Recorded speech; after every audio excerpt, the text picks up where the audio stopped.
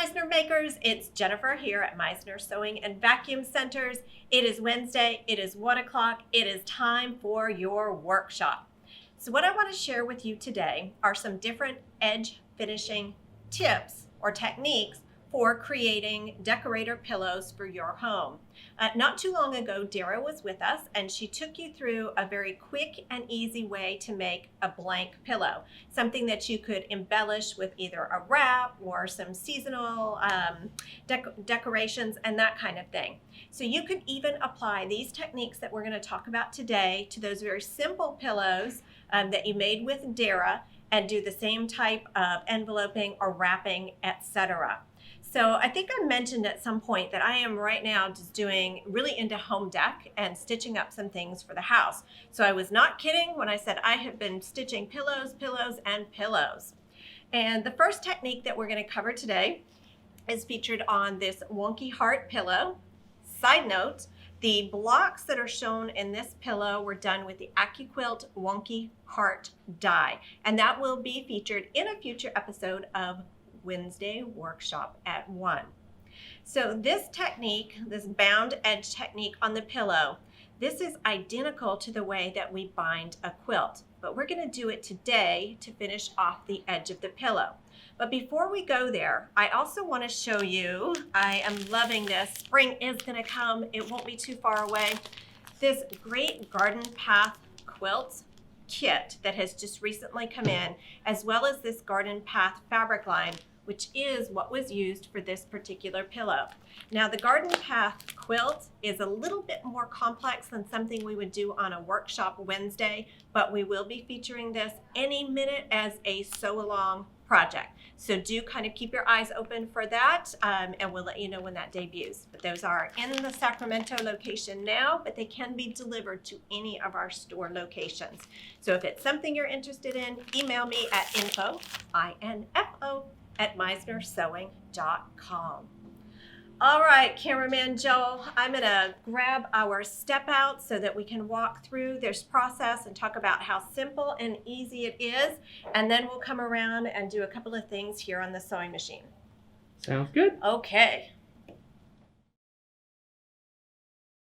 All right, so to create this finished edge that we have on the pillow, what you're gonna do is create your pillow top and your pillow back, including the zipper insertion or buttons or whatever type of closure you're going to be using. So I had my zipper closure done, I had the front of my pillow done, and then I would recommend that you stitch around and baste all of the layers together. Okay, now if you're doing a quilt, this is a very similar process. It still is a traditional bias binding. I cut my binding on the bias, and I do that for a couple of reasons. It gives a nice little bit of a stretch, which you want as you're working your strips around your project, particularly if it has any kind of a shaping to it. The bias is also going to be more forgiving so that when it comes time to wrap the binding around to the back, that stretch is going to help you pull it and be able to wrap it nice and tight and snug so that you have a nice finished edge that's not lumpy and bumpy. It's much easier to deal with on the bias. I like to finish with about 1/4 of an inch, maybe a hair larger than 1/4 of an inch finished.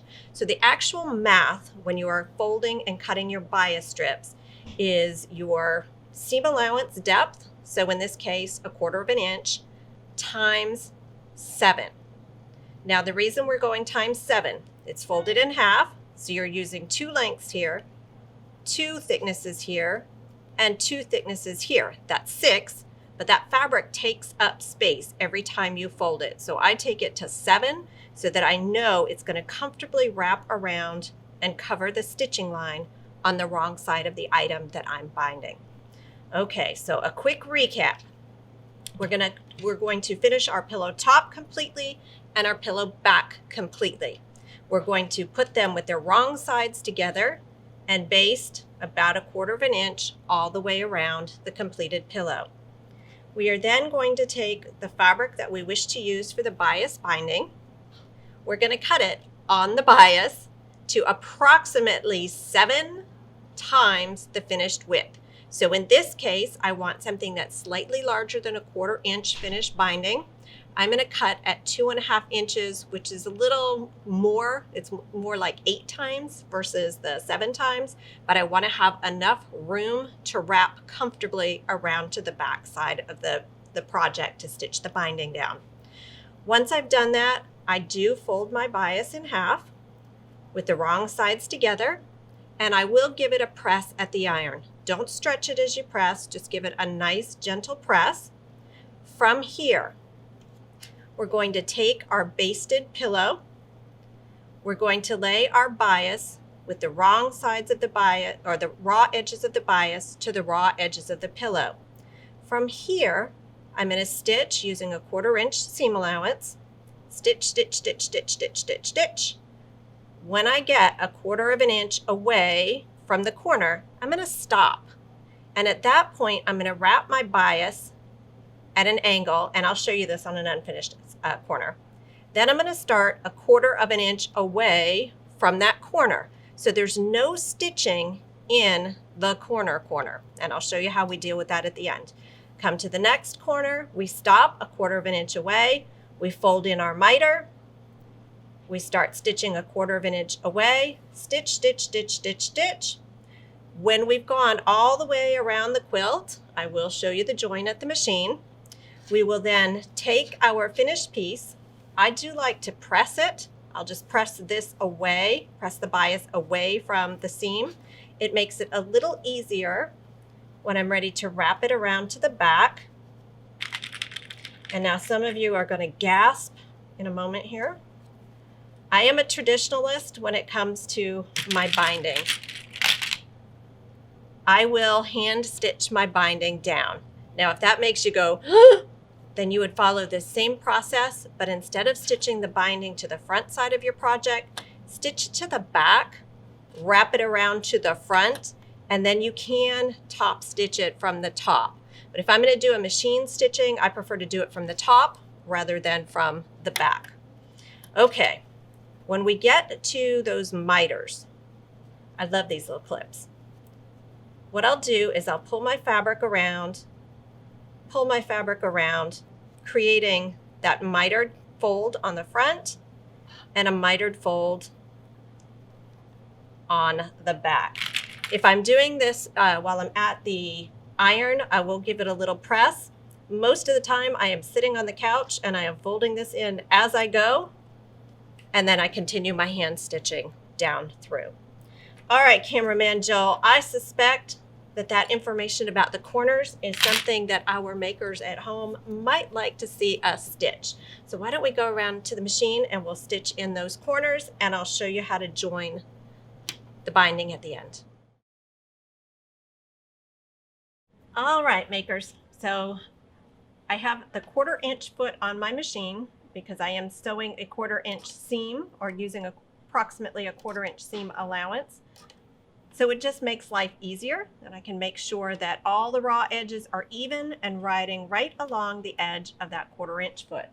Now, one of the things that I like about this particular 1/4 inch foot is it shows, there's a marking to show me where the needle is, and a 1/4 inch ahead and a 1/4 inch behind. So if you remember that I said as we approach the corner, we're going to want to stop a 1/4 inch before we get there. So that marking on the presser foot is going to make it a little easier for us to see where that is. So using a straight stitch, my needle's in the center position because this is a straight stitch style foot.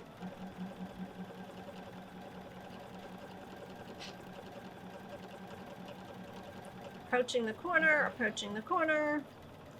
I am just about a 1/4 inch away. If it totally freaks you out, go ahead and take a couple of reverse or securing stitches. Then you're going to lift that presser foot. I'm going to rotate the project 90 degrees, fold in. You can actually take the needle right up out of here. I'm going to pull the binding back behind the edge, fold in that little corner.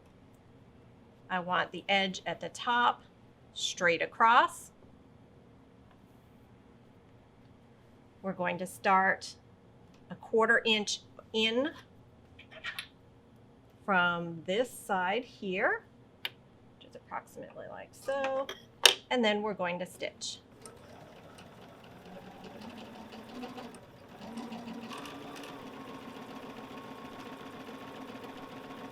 Now you're going to be much more careful at home and stay accurate when you're sewing.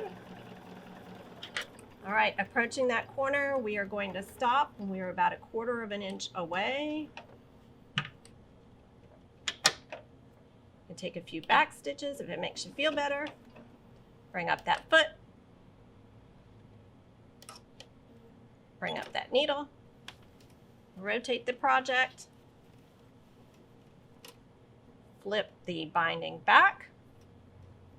Flip it forward so that I've folded in that nice corner.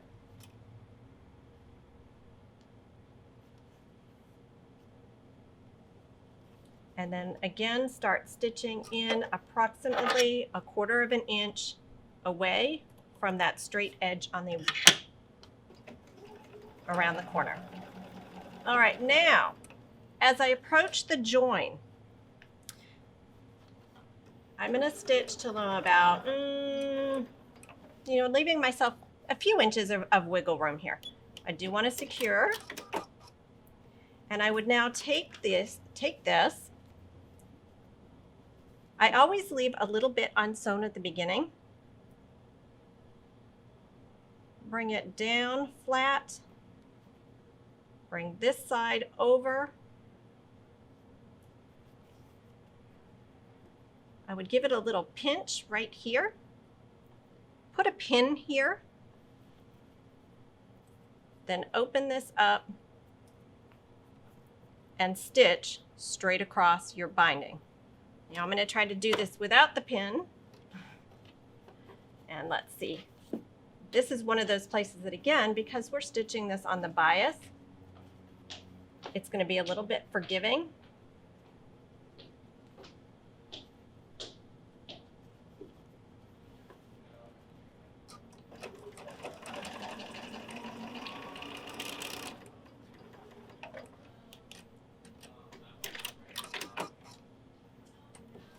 Double check yourself. Okay, mine's a little bit too big because I didn't have that pin. You see how it's gaping a little? So I'm going to make this just a little tighter. When you're working with a pin at home, this will be much easier for you to get it accurate the first time.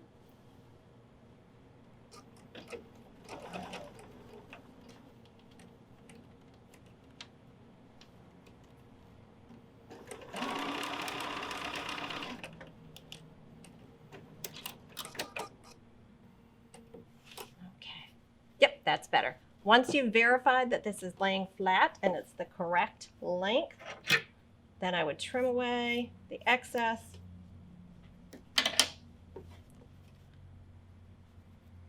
Finger press this seam allowance open. It'll just sit a little flatter that way. Fold it in half, right sides or wrong sides together, and then continue stitching using that 1/4 inch seam allowance.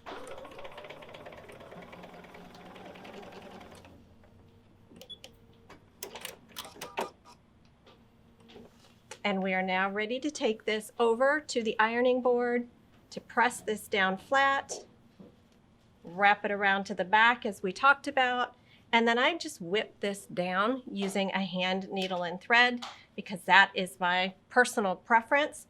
You could, if you were so inclined, use an edge stitching foot. Place your project like so. And then I would use either a tiny little zigzag stitch that just jumps into the binding and out into the pillow or the quilt, or you could use a blanket stitch that would run right along the edge of the binding in the quilt itself and take that little bite into your binding. It's totally up to you. But again, my preference is to stitch them by hand because I find it very relaxing. So that's how we complete the bound edge for the pillows. And it's also the same way actually that you would do a traditional binding on any project that calls for a binding finish. So Cameraman Joel, that was pretty quick and easy, I think. So while we're over here at the machine, I want to talk about two other edge finishes, and they're done exactly the same way. One is this cording that you see here on the edge of this pillow. And now this is super, super simple. It's easy. What I like about adding this little corded finish is it gives some stiffness to the edge of the pillow. It gives it a little bit more body. They don't flop around. They sit up a little bit more, and a little more attention by adding that little bit of trim. That is exactly the same technique that's used to attach the fur trim on the edge of this pillow. This fur trim comes, it's that little feather boa stuff that you can find in a craft store. It comes in a length, or it comes by the yard where you'll find the other ribbons and trims. And essentially, it looks just like this cord, but with feathers on it. So the application is going to be the same, whether we're talking about a decorator cord like so, or whether we're talking about the feather boas. Super, super easy. I put that edge joining foot on purpose because that is what we're going to use to join the edge of the cord to what would be the edge of our pillow. So in this case, when I'm doing the joins, I want to stitch my pillow top and back together with the right sides together, and then flip it out so that I have a finished edge on the outside that I'm working with. Now this would be a point where you could stop if you wanted to. You've got finished edges all the way around your pillow. Or you can take it that one next step by adding the cording. So I'm using the edge joining foot, and you do need to make sure that the edge stitching foot that you're using is the type that allows for the needle to swing right and left, because what you're going to do is use a zigzag stitch. And what I want is a zigzag stitch that's just wide enough to catch my fabric and then my cord or my feathers or whatever trim it is that I'm using. It doesn't need to be a short zigzag stitch. I'll use something in the neighborhood of a 3 to a 4 for the stitch length. It just needs to be enough to grab and pinch that cord in. All right, so we're going to use a stitch width, that looks a little wide to me. We're going to start at about a 5.5 and a stitch length of about a 4.5. And I'll take a few stitches and then I'll stop and take a look and see is it about where I like it, and I'll adjust if I need to. The biggest tip or hint that I can give you for this is your choice of cording and your choice of thread. So I'll use a thread color that blends in with the cord. When I'm using this type of a cording, you are going to see a little zigzag stitch, but it's not super, super obtrusive. And if you use a really lightweight thread like the Floriani 60 or even the Paracotton thread, which is an 80 weight, those stitches are going to blend right in and no one's even going to notice them. When we're talking about the fur, then I would match my thread color to the fur because that's going to come puff all up and cover it up. Right? In this case, it was a black pillow with black fur trim, so it was super easy to make sure that everything was hidden. But even on the back, you don't see that zigzag stitching. It's black thread, it's a black and white fabric, but the fur is covering up that little zigzag. So don't let it make you nervous that you're stitching with a contrasting color there. Okay, so let's take just a few stitches to show our makers at home how this is done.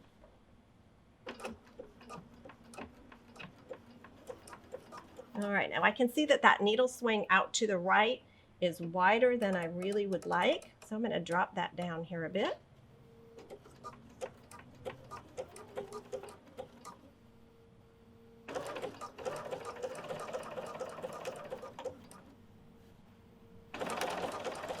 Stitch, stitch, stitch, stitch, stitch, stitch, stitch. When you get to the corners, we'll go ahead and do a corner.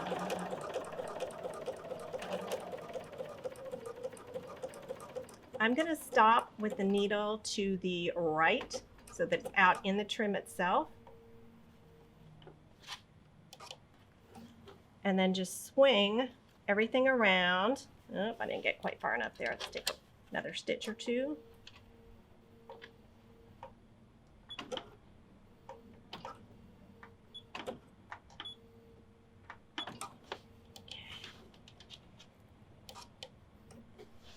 Wrap that right around. Now at the corners, if you have your purple thing or your Floriani turning tool, this is a great place to use it. You've got a lot of thickness that's happening right here in this area.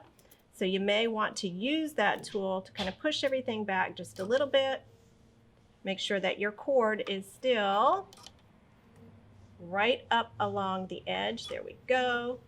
And then we'll begin to stitch.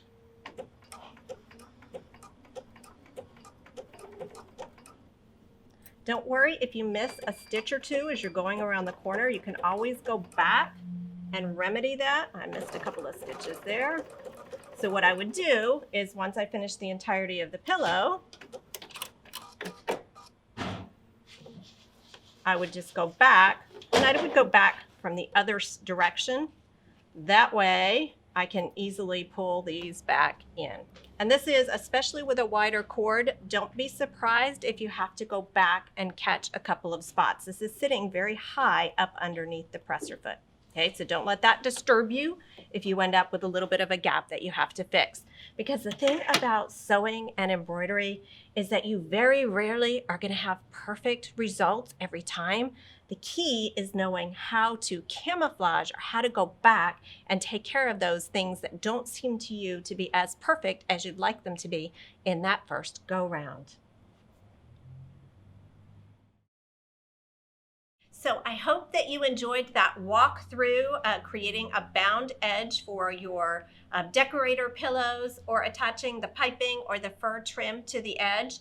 Before we leave you, inquiring minds, I'm sure, want to know about this particular pillow piece. So the hints and tips for this design is available for download through OESD. If you go to our website, meisnersewing.com, under embroidery supplies, you'll find embroidery designs and a link directly to Oklahoma Embroidery Supply and Design, or OESD. And this is one of the designs from their website. It's stitched on silk dupioni. I love it gives a little bit more of an elegant or elevated look by using some of those types of silks for your home decorator projects. Silk does tend to ravel when you cut it. Actually, two tips for silk. One, it does tend to ravel when you cut it. I would, for this weight of a fabric, use something like the embellished bold underlay behind the fabric to give it some body.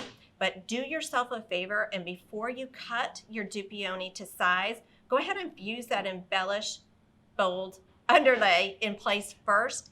It'll eliminate a lot of the raveling that you get when you're cutting silk dupioni. Silk can be washable if you pre-wash your yardage before you create your project. Now, I'm not likely to actually throw this pillow top into the wash, but if I were creating a jacket out of silk dupioni, for example, I may want to be able to wash it or launder it at home versus taking it to the dry cleaner. If you pre-wash your silk, then you'll be able to pre-wash, or you'll be able to wash that garment at home.